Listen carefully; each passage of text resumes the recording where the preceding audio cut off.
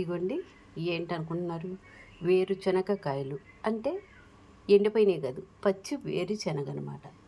అయితే ఇప్పుడు ఇది చూసారా, దీంట్లో ఇవ్వండి గింజ చూసారా ఇలా ఉంటుందన్నమాట. ఎంత లావుగా ఉన్నాయో చూసారా, పచ్చి వేరుశనగ అనమాట. అయితే ఇప్పుడు ఇది ఉడకబెడుతున్నాను.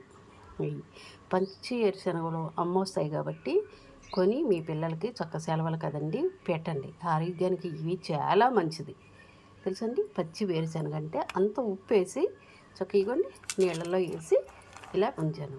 అంత ఉప్పు వేసి ఉడికేటప్పుడు ఇంత ఉప్పు వేసి చక్కగా ఇదైతే ఎంత వద్దు కొంచెం వేసాను అన్న పేరుకు ఉప్పు వేసుకుంటే ఉప్పు పట్టి అసలు ఎంత బాగుంటుందోనండి. ఆరోగ్యానికి చాలా మంచిది, పిల్లలకి ఇష్టం.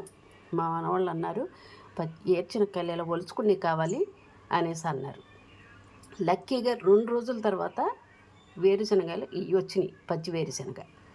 ఓకే, ఇవి కొని ఉడకబెట్టి పిల్లలకి పెడతానండి. ఓకే, మీరు కూడా ఆ ప్రకారంగా చేయండి. ఎందుకంటే మన చేతిలో ఉన్నారు కదా పిల్లలు, మన ఇష్టం. ఓకే, లైక్ చేయండి, షేర్ చేయండి, సబ్స్క్రైబ్ చేయండి.